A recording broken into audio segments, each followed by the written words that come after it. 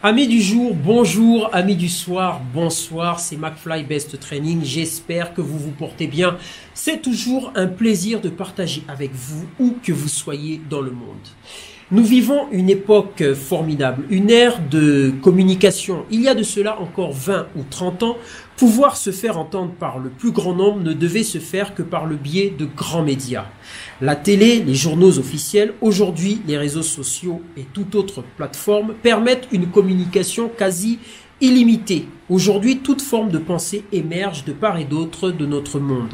Les opinions se diversifient. L'information jaillit de toutes parts, ce qui a pour résultat une multitude d'avis, une analyse de l'actualité plus profonde.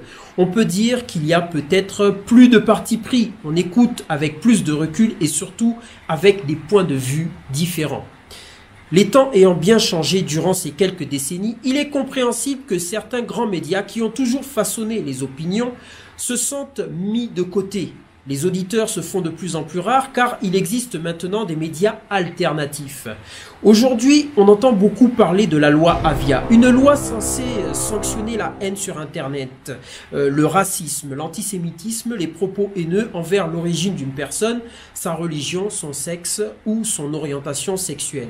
Si combattre la haine sur Internet est une bonne chose, elle est peut-être à double tranchant car si un simple signalement permet de faire supprimer une publication en moins de 24 heures, il y aura des abus. Qui aura le dernier mot? Qui permettra de trancher, de définir si tel ou tel contenu contient des propos ou des images exprimant une haine de façon notoire? Bien que cette loi a pour but de réglementer l'expression sur Internet comme sur la voie publique, cela apporte une forme de restriction à la liberté d'expression. Entre l'état d'urgence, les mesures contre la pandémie du coronavirus et maintenant la loi Avia, on peut dire que beaucoup de choses ont changé. Je vous invite à fermer les yeux et à vous transporter dans le passé. Avant les attentats, avant la pandémie, vous verrez à quel point notre monde a changé. Il nous reste souvent des archives dans nos caméras. Sans transition, je vous laisse en compagnie d'une vidéo tournée au Congo, plus précisément à Lubumbashi, car McFly Best Training, c'est aussi la découverte. Mes chers amis, je vous dis à très bientôt et surtout n'oubliez pas que pour votre santé physique et mentale, la musculation est la solution, car elle est la mère de tous les sports. Entraînez-vous régulièrement et vivez une deuxième jeunesse, et cela à tout âge. Je vous dis à très bientôt.